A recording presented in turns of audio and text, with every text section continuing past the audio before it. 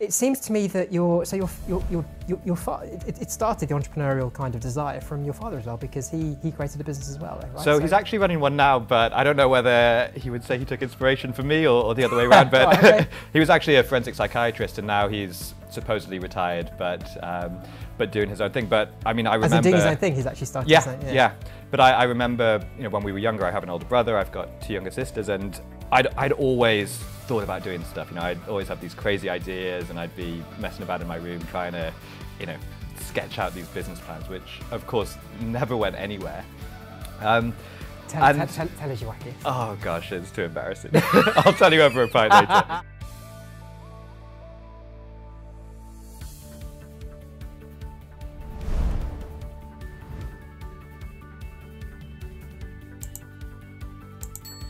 Hi everybody, and welcome to FEBE Founder Stories. And Johnny, I am so delighted to have you on the sofa today. Johnny Grubin from SoPost. How you doing? Good. It's so nice to be here. Do you know, we were having a cup of coffee in, let's pick them up, because it was lovely where you took me. What was the name of the Watch House. Watch House. Yeah. Oh my gosh, I loved it. The food was really lovely. Anyway, that is when we had a really good chance to chat, and so I just had to get in the studio because what you're building is amazing. It's always lovely when amazing people and nice people. So thank you so much for coming today. Well, thank you for having me. So Johnny, let's just in a nutshell say what SoPost is. It's the technical platform for online sampling. So take it away. What exactly does that mean? Yeah, so if you want the really simple explanation, it's that we provide a solution that helps brands basically give away free stuff to people over the internet. But really what we're doing is bringing online something which brands have been doing for decades, if not centuries, which is giving trial products to people in order to allow them to experience the product before hopefully going out and making a purchase. So you'll probably have experienced walking through a train station or Selfridges and being given a can of Coke or being sprayed in the face with fragrance. What we do is we help brands do that on the internet, okay, but in a way that is, in our opinion anyway, much more effective than some of the more traditional ways of doing so. Do you know what's really interesting as you said that? Because I was thinking, my mind was going in 2 directions. One is, when you're offered free products, it's amazing how many free products I go, I don't want it, which is ridiculous because actually it's free. So as human beings, you naturally want to, but there's so much sometimes choice, especially in train station, that you turn a lot of stuff down.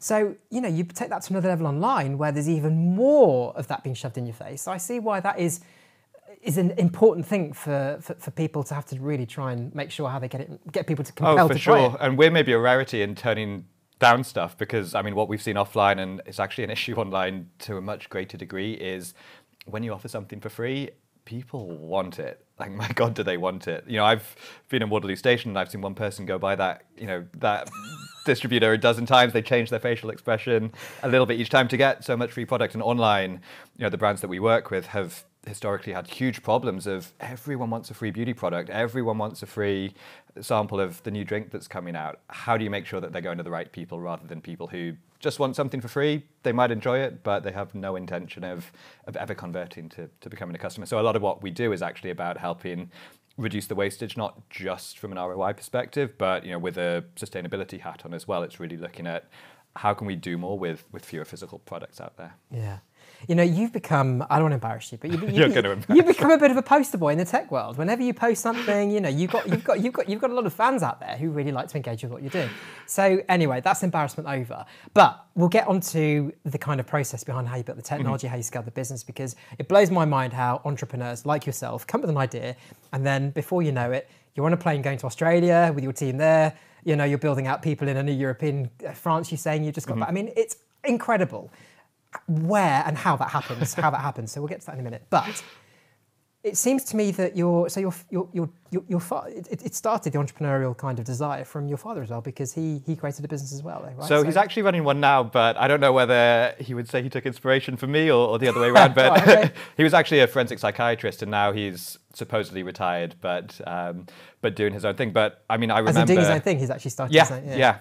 But I remember, when we were younger, I have an older brother, I've got 2 younger sisters, and I'd always thought about doing stuff. I'd always have these crazy ideas, and I'd be messing about in my room trying to, sketch out these business plans, which of course never went anywhere. Tell us your wackiest. Oh gosh, it's too embarrassing. I'll tell you over a pint later. Okay.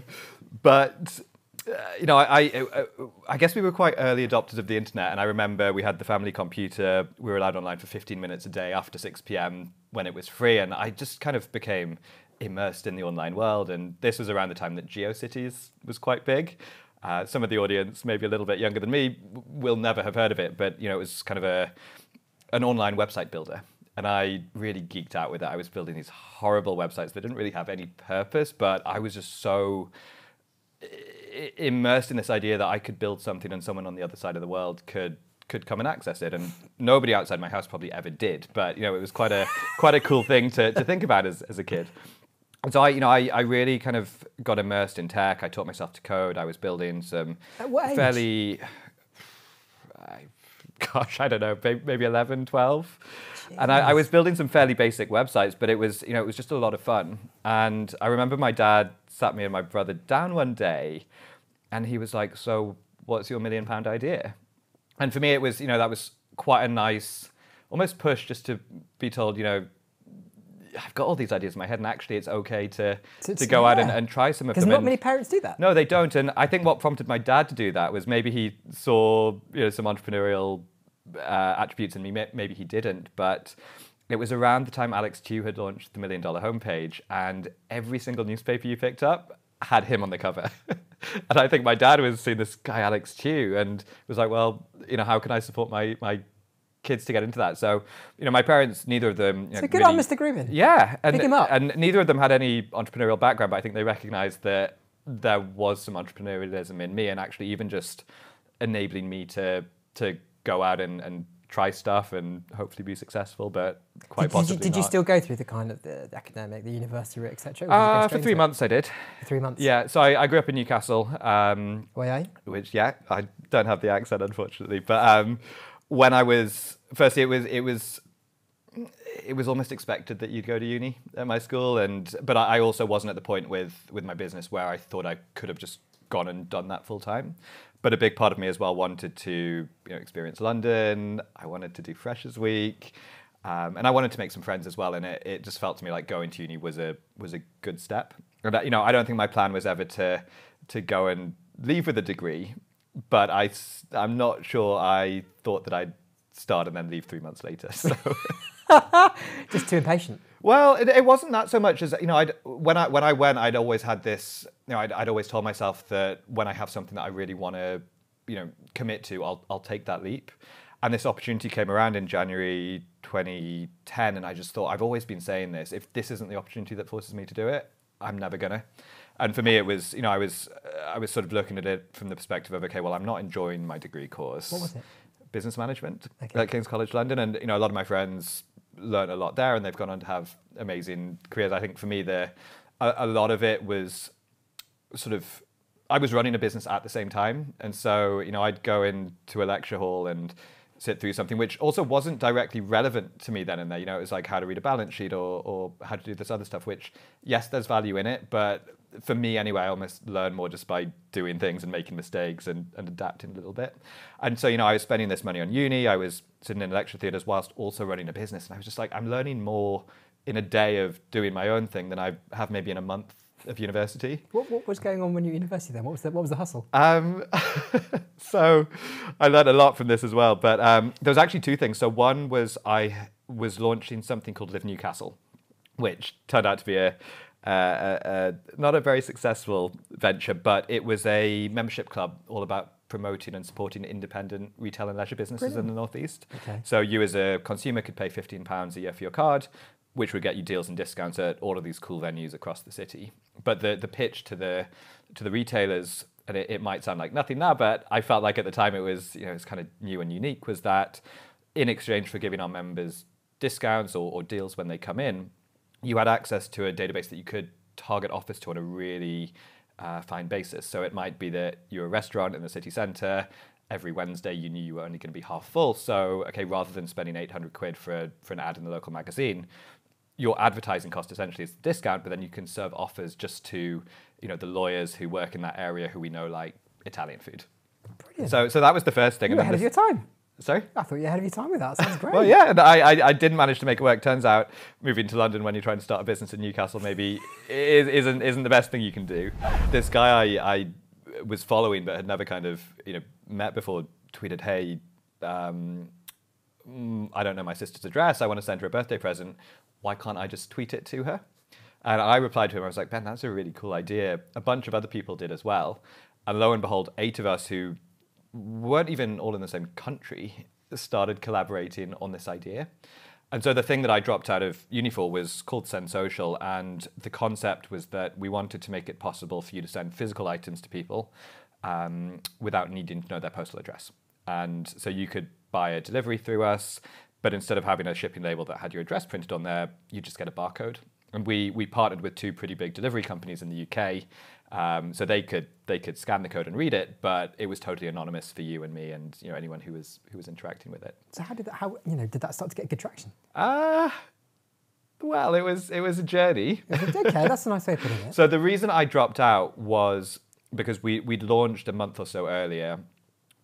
Great traction in terms of PR coverage and interest around it. Yeah. And the reason I dropped out was we had a huge delivery company saying, we want to come and partner with you. And for me, that was enough for me to say, okay, I'm going to take the leap. But we didn't really have any traction in terms of people using the service. And I remember there was one weekend where we had a segment on BBC Click. So it was going out on TV globally like 5 or 6 times over that weekend. We also had an article that made it onto the homepage of the BBC. Wow. And I think we sold like £7 worth of deliveries. So when you say, did it get traction, the honest answer is no, it didn't. But I think it was important that we went through it because so many of the lessons from that I've taken forward into SoPost. And one of the big things was firstly kind of validating what you're doing. And I still talk to people about that concept, and everyone's reaction is, hey, that's a great idea. But our position of it was completely wrong. Right? Like we had built this thing on the basis that we were kind of anonymizing delivery. So if you're buying something off eBay, great, the seller doesn't need to know my address. Or if I'm sending something to a friend, great, my friend doesn't need to know my address. You know what? Nobody cares if your friends know your address. It's not about privacy at all. It's more about the convenience. Okay. And when we got into the convenience side of things, like we were supposed to be making things easier. Eventually, we printed out the entire user journey, stuck it on the wall. It was like 25 different steps you had to go through to send something to somebody. Oh, gosh. So whilst the whole pitch was about convenience, you'd have been an idiot to come and use it. You'd have been an idiot to use your product. Yeah. So, there was all of that. It was just like our positioning was wrong. But then, I'd also say don't start a business with people you've never met before.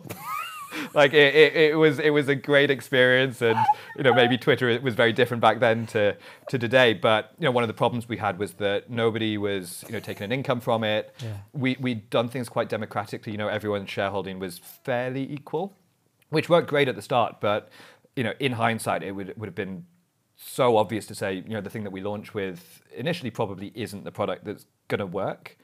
But because of the way we set things up, and because everyone had other things that they were focusing on until I dropped out of uni and kind of went to focus on it full time, it was really hard to keep testing things, to keep building, and we kind of just were in a bit of a rut, knowing that there was this amazing idea there, but really not having the capability or resources to do what we thought we needed to do to take it forward. So when did the kind of, not the concept, because the concept of SoPost began really there, didn't it? But when did SoPost therefore begin? Yeah, so Send Social we formed February 2009. You get the full timeline here.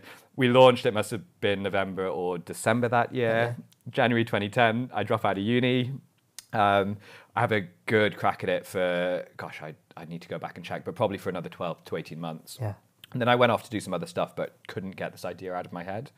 And SoPost, it's always hard to say when it started, but the company was formed in September 2012. So that's kind of the official date that I use. So it was about kind of a 1 to 2 year gap probably between us shutting Send Social down and me starting SoPost. And the original, so SoPost today is all about really building the future of online product sampling, but that was not where it started. Like rewind 10 years, I knew very little about product sampling. I knew nothing about the beauty industry, which is where most of our business is today. The idea behind SoPost was really taking that Send Social concept a step forward. And it was about saying, firstly, your address shouldn't be where you live. It should be where you are or where you want stuff to be sent to. Okay. And secondly, it shouldn't matter if I don't know your address. Not for privacy reasons, but for convenience reasons, right? Right. Like my parents, they moved house a few years ago. I know how to get to their house. Couldn't tell you their postcode. So the idea was, well, I know your email address. I know your phone number. Why can't that thing that probably never changes. Why can't that act as a proxy for where you are or where you want stuff to be sent? Smart. Yeah, and on a basic level, you could say, okay, Monday to Friday, I'm here in the studio, so that's where I want my stuff to be delivered to. Weekend, I'm at home, so route it there. And then, these 2 weeks, I'm going to be somewhere else, so you can either hold it or direct it. So, that was the idea. It was basically, SoPost was going to be this intelligent, dynamic addressing layer that would sit between an online checkout and a delivery truck, or I could scribble your email address on an envelope, throw it in a post box, and hopefully it would get to you at the place that you determined was best for you.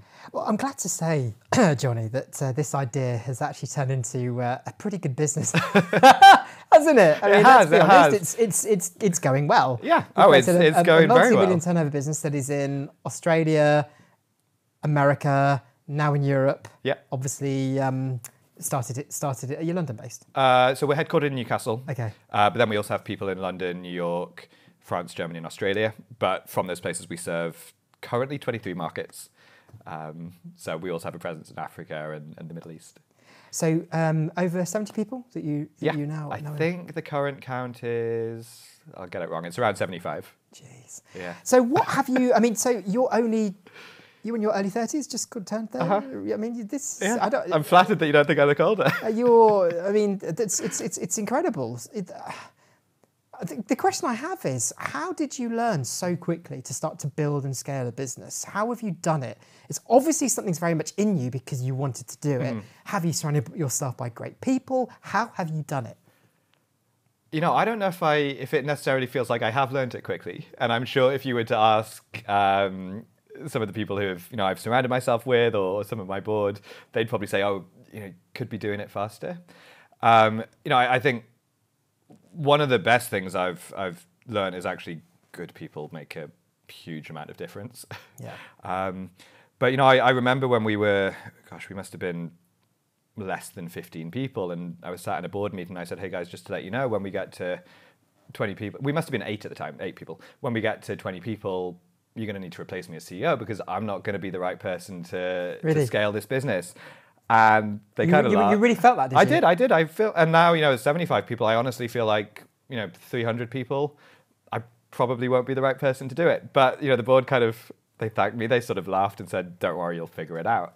and you know what, I did. That's a great way to say it. Yeah, but then when we were 30 people, I thought, gosh, 70, that's a crazy big number. I'm not going to be the right person to lead that. Why and not, it's Johnny? just constantly. Why did you not think so? Well, I think part of it is it's the unknowns, right? I've never worked for big companies. There was only a short period where I actually worked for someone else. So it really is figuring it out as you go. And certainly leading a company of 70 people is very different to leading a company of 35 people. Yeah. And I'm sure 300 people would be the same again. So, I think it's just always been open to what you don't know and sort of being comfortable with it. But one of the things that I did in the midst of the pandemic, which has been really helpful, not just for the business, but actually for me as well, because one of the things I was feeling was that the business is scaling, but am I scaling fast enough with the business? Am I the leader that the business needs? But I went out and got myself a leadership coach who has been amazing for me. She's, really? Yeah. I've not had therapy, but I guess you could describe it as therapy, but for business leadership as opposed to anything else. Well, and I'm fascinated because they're so intrinsically linked. They are, because business is very personal, yeah. And actually how you are personally would affect how you are in business. Mm-hmm. Conversely, how you act in business. So I actually do think this is something I've heard quite a bit, which is the more and more people embracing this and actually seeing it as a great thing for business. It seems to me that is a great lesson from you, which is, go and get someone who can really help you. Because for me, the big question was, okay, what is my role as CEO? Yeah. I don't want to hold the business back. I know certainly where I'm limited at. And, I'd like to think that I've hired really good people who are today doing a lot of things that, go back 5 years ago, I was doing those things. Before we hired our CFO, I was probably spending 2-3 days a week doing what he's doing. And he's doing it to a level that I could never begin to match, which is great, right? That's how good businesses get built. Absolutely. But then it is also a bit existential of, okay, I've got all these amazing people doing all this stuff, where do I fit? Because I've learned, it's not fair on your team if you kind of dip into their areas here or there and meddle a little bit. You have to give people agency and you have to allow them to do their own thing. But then when you're when you're growing with the business or alongside the business, and you've not done it before, it's really difficult to know, or I guess to feel like you're always adding value. Which for me, I always want to feel like I'm adding value because, you know, I love this business. I love the team. I want to make sure that we're always growing and you get your end job people, don't you? Oh, for sure, yeah. Do you see, therefore, the growth with this business? Which kind of, I mean, we're talking continents here. Yeah. Where do you see the kind of I mean, you could almost pick anywhere on the map, but I think, you know, a few that stand out. Firstly, like the US, it's by far our largest market, but I still feel like we're only really scratching the surface of what we're doing. And, you know, I think you could almost just say, well, we're just going to focus on the States for the next 18 months, and you could see incredible growth there. But so why didn't you do that? Well, we are. You are, but okay. we're not focusing just on it. But, okay, yeah. you know, I think the US as a market is just extraordinary. You know, it's big. There's a lot of brands there. It's fast. What we're doing is kind of unique as well. But so, I mean, the US we're still excited about. The other two that I'm fascinated by at the moment are Mexico and India, which very different markets to the likes of the UK and the US. Why is that, Johnny? Well, they're big, for starters. Yeah. There's an emerging middle class, and particularly in the luxury beauty segment, it's small, but those numbers are growing quickly. Yeah. So therefore, there's a real desire for the brands to get them out. Exactly. Yeah, and I think also it's just, you know, it's something that, you know, you think about the things that are really going to move the needle for the business, and it's like, well, for example, we could go to Singapore, right, and be as successful as anyone could possibly be in Singapore. But it's what, 7 million people? So how much impact can you really have for the company's P&L? Yeah. But then you look at India and it's what, over 1 billion people, and Mexico's hundreds of millions. Like, you can, if you're in a bigger pond, it's also kind of easier to make a bigger impact. And I think there's just a lot more room for growth there. So, you know, that's a big aspect of it. I'm also, you know, excited about proving out our model in markets that are very different. You know, India is, you know, it's developing. And so the way we apply our tech there may be very different to how we apply it in the UK. And I know I'm pretty excited about understanding that and seeing what success we can make of it. And then the other aspect of it is, you know, we're very fortunate to be partnering with a lot of very large brand groups. And so for us, you know, when we're looking at new markets, good, doesn't it? Oh, it's amazing. But when we're looking at new markets, it's not just a case of us saying, oh, we think there might be something here, we're going to go and do it. Like, we can actually go there in partnership with one of our brand partners. And so, you know, Australia, we kind of launched in partnership with one of them in the midst of the pandemic when we hadn't closed any business for months. It was actually one of our partners saying, hey, we need you guys in Belgium. And so we went into Belgium with them. And you know, having that kind of relationship with the people you work with, it allows you to more intelligently go into places and also to test things with them.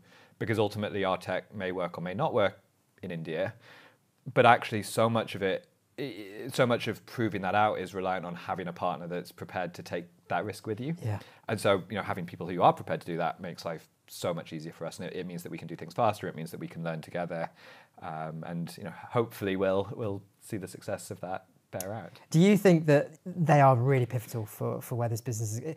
I'm just thinking back to our conversation. It feels like the next, you know, this is some big differences are going to happen in the business quite short term as you really start to step up the growth now, right? Yeah, but I'd also argue that kind of every 2-year period has been quite pivotal for us. You know, I look back at where we were 2 years ago, incredibly different business to where it is today. You know, I think our focus has always been on growth, but doing it in a responsible way and doing it in a way that really maintains what do you mean by our that, culture. Joe?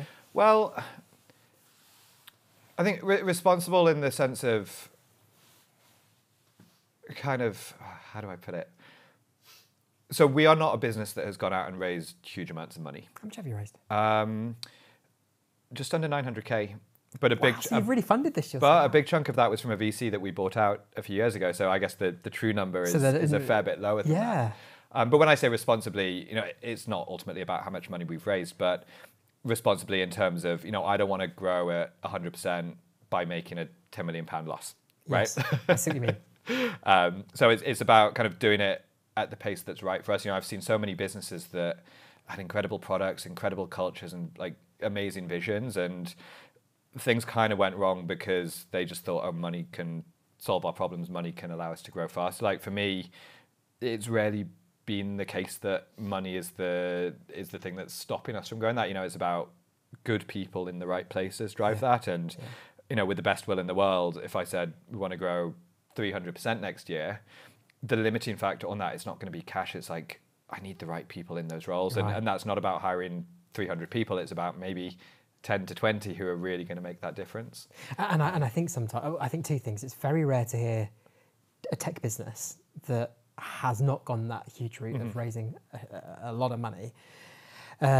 Secondly, sometimes ego can play a big part in this, can't it? You know, people want to go fast in terms of the headcount is really important because it shows the size. And it feels to me that just is of no importance to you.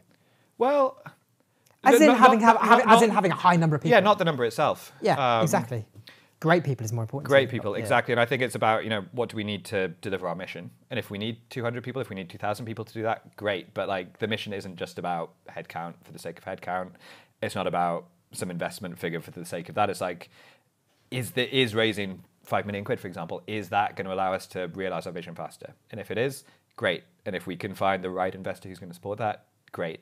But I'm not going to go out and raise 5 million quid just so I can wave that around and say, look at this incredible valuation we got. Like I think we're all pretty comfortable in ourselves, and you know we're not looking for that kind of validation externally. You know, there is some validation that's important in terms of, you know, really being able to say, okay, this is what people feel about our business, but there are ways and means to do that without having these, I guess, vanity metrics to point to. One of those experiences for you quite recently was the absolute, you know, nightmare that happened with Silicon Valley Bank. That was a big thing for you, wasn't it? And it put you under insane amount of stress, as many other entrepreneurs and business owners. How did you cope with it? How did you get through that? Because that was a brutal time. Oh, it was tough, and I think also, you know, part of it is you almost just become hardened to this stuff. You know, like through the life of the business, you know, there were some things which were in our control that honestly we messed up on, which could have been the death of the business overnight. But then there were things like the Brexit vote, which was awful for us. The pandemic, I thought the business was going to die. And, you know, each time I'm thinking about like getting a board that I could stick in my office, say, I survived. I've got a song Valley coming Bank. in my head if you want me to sing that for you. But, you know, Do you want me to? Go on then. I will survive. Yeah, yeah. Go on, Johnny. That's excruciating. Let's take that out. Crack on. Keep that in. But, you know, each time one of those things happens, you think, I'm never going to go through an event like this ever again. Like, you just can't comprehend how an event could be, you know, could be like that. You get and with Silicon Valley Bank, you know, I mean, we have banking relationships globally, and you know, we were lucky in many ways that it was just the bank for our US operation, and you know, we have a pretty good handle on our numbers, and we knew that worst case scenario, we lost all of that cash, the business would be fine. You know, we wouldn't need to adjust our plans. We could continue to pay our teams and our suppliers, and you know, the operation would keep going. You're talking considerable cash. Equally, yeah, it's kind of vomit-inducing, and I was actually physically sick on the Friday night as well. Like, it's kind of vomit-inducing, thinking we've lost all of that. And, you know, I felt a bit of guilt around the whole thing as well. Johnny, you were physically sick, weren't you? Yeah. It was that. Oh yeah, and I've never experienced that before. Never experienced that. No, it kind of comes with the territory. Like people did predict the pandemic, but you know, it wasn't on my radar. Yeah. There will be another Black Swan event, right? And you just got to deal with it. And you just got to deal with it, and you figure out a way, one way or the other. And that is. I mean, I'm an entrepreneurial junkie. I find what you guys do, it blows my mind. It blows my mind. An idea how it becomes something that becomes across the globe, employs so many people. But I think it's the resilience that you kind of just have to roll with it. respect. And part of me is also like, I've worked 10 and a half years on this. I've got a team who's putting everything into it. Like, this is not going to be the reason we're not successful. Yeah. You know, again, if it's something that we muck up or something like, we can own that, right? But when it's something that is not our control, like that is not going to be why we fail. Yeah.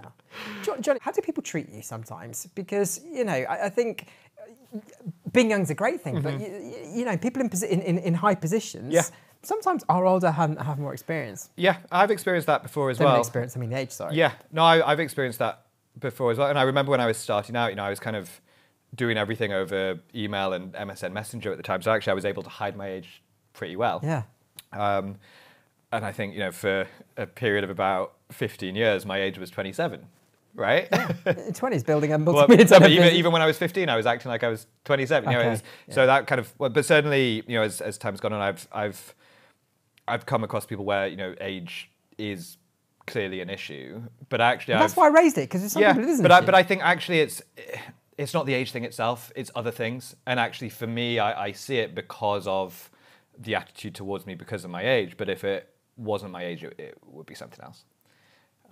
So in many ways, it's maybe a little bit helpful because I think, I work well with people who don't have an ego. It's not all about me. It's like, for us, it's about a team, and within that, your age isn't. It's about what you're bringing to the table and your experience. And I might only be 32, but actually, I've got almost 20 years of doing something, experience 20 years doing something. Whereas, a founder who is maybe a lot older, but this is their first business, they might be older, but you don't have the same experiences. So it's almost something that I've just kind of had to learn to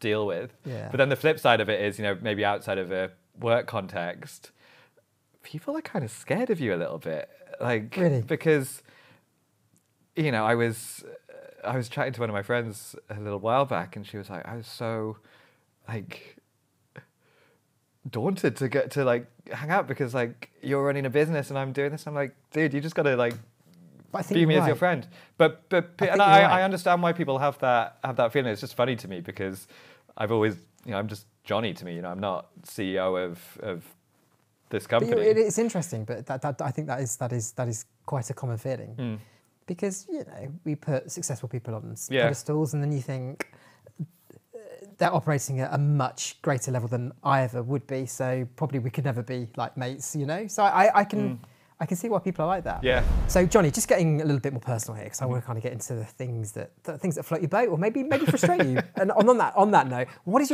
we all have icks, yeah. And I discovered quite recently what ick meant. Okay. Apparently all the kids probably be word of the year. The cool kids use it. But what really annoys you in terms of what people sometimes do in business that that's an ick? Oh gosh. I'd say one is something that really frustrates me sometimes is when buying decisions are being made that often aren't in. So I'm talking about sort of from our clients, for example. Yeah. Buying decisions are made when actually they're not in the best interests of that customer. Right. We've been in scenarios where we've had incredible and big relationships with people for a long time, and then maybe there's some politics, maybe there's just a directive to cut costs without really caring what the impact of the spend is. And overnight you can go from having a relationship which has been incredibly successful, incredibly close, to essentially being ghosted, right? Yeah. And it sucks, not only because genuinely, you look at these things and think, well, they're going to hurt their business because of this, because what you're doing instead is just not the right approach for you, but also because the way the decisions sometimes get made, they're taken by people who haven't been involved with anything.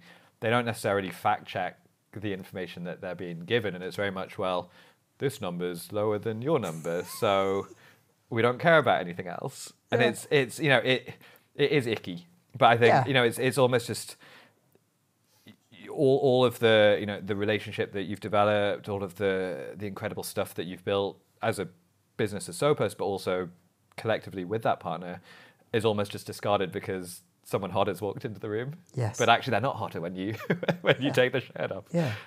So stuff like that frustrates me. I think there are right and wrong ways to do things in your personal life, but also in business. And I think a lot of things I've seen happen in the business world, I hope people don't have the same approach in their personal lives. Yeah. But I think often people think, oh well, it's a business, doesn't matter. But actually, it's always, whether you're a big company or my company or a 5-person team, it's still people. Yeah. You've spoken a lot about some of the really good advice you're getting from senior people in board level in your you must have had some pretty good advice. Is there anything that really sticks in mind that has really helped you? Okay, share that, because that's where some great learning it's stuff. Probably kind of, I don't know if you can call it a mantra, but like something that I live by now, which is to choose the path of least resistance. And someone told me this in the early days of SoPost, when I was still kind of focused on that postal concept. Yeah. And I didn't have a clue what he meant by this at the time. But eventually I came to understand that actually, I was so focused on this goal, but I'd been working really for 3 or 4 years at this point and not getting anywhere. And he was like, well, this is where you're trying to go to. You keep trying to take the same path and there's a brick wall in the way. Yeah. Like, find another path there. And so actually, when I shifted the idea for SoPost, the original plan was to use that as a bit of a Trojan horse to achieve the original vision. Yeah. Because for me, that was a path of less resistance than the other one. And, as it turns out, we got really excited about this opportunity and have gone all in on that. But, I think all too often we can get hung up on this is the way that we need to do things, or this is the only way I can achieve that goal, was actually there's always another way. And maybe it's a little bit unclear sometimes, but if you take the path of least resistance, you'll probably get there a bit faster. Yeah, so don't I guess there's an element of being stubborn there sometimes, which is your... Yeah, I don't know if it's stubbornness so much as kind of, I guess, the creativity aspect of it. Okay. And it's because actually, I tell you what we do with SoPost today, and I say, well, that was our Trojan horse to achieve the other goal. You'll probably think well, how does that contribute to it? But the biggest issue I had was when I launched the beta of SoPost, I realized really quickly that the main issue was not having this database of people who had linked their social IDs with their physical locations. And I didn't know how I'd be able to build that, certainly without a huge amount of VC funding. Yeah. So the concept when we launched the sampling was that brands could go to their existing customers and say, do you want to send a free gift of our skin cream to a friend of yours? And the brands were paying me to do that, but each time somebody did that, they joined that data together. Right. And so for me, it was actually, this is kind of a profitable way to build that audience. And of course, we changed focus, and we're never going to go back to that other thing. But having that kind of mindset of choosing the path of least resistance made me open to exploring other concepts, which often mean that you change the destination that you're going to as well, which actually I don't think there's any harm in that. Yeah. Final question, Johnny. Mm-hmm. What is the best thing? What is the greatest thing about being an entrepreneur, being a founder, running your own business? What is it that you just love? I feel like I need to pinch myself. I bet. I would if I was you. Yeah, I'm incredibly proud of a lot of the people I've worked with. Yeah. Bianca's a great example, but Jamie, who was one of the first people I hired, grew to become our CTO and has now changed careers completely. And there are so many stories of people who, I'm proud to have played a little part in their development. And regardless of anything else, I think that's really what it's all about, right? A business is a business, but the people who have built it and are developing themselves, that I think gives me so much more satisfaction than a P&L ever would. So probably that. But then there are these moments that always stand out to me. For a while, our US office was on the 61st floor of the Empire State Building, and I'd step off the plane, living the dream, and I'd get the train into Penn Station. I'd walk, and I'd come out into this space. Basically, you've kind of... That King Kong used to flipping scale. Yeah, and you look out and you just think, how is this my life? That's really good. And there, that's just one example, but I think I'm... Are you still there? So, no, but one of our Soho. investors is, so yeah, we're in Soho now. But I just, so many things like that where I just think, I'm just living the dream. Who else gets to do this, Well, listen, Johnny, it's been absolutely great. Well, thank you for having me, I John. really do hope that when you do hit 300, which I'm sure is not going to be too far away, that you are still the CEO, because I think it's so lovely to hear you finishing on that, which is you mentioned someone, Jamie, who's not even with you now, but the fact that you have been through what you've done and through SoPost has been a part of his career, shows to me that, compassionate leadership, that is the way forward, that is what great business is. It's something to become even greater, right? So listen, huge congratulations for everything you've done. Thank you so much for coming and sharing that story with us, and I cannot wait to see where you and your business go in the future. So thank you, Johnny. Thank you. Thanks, mate.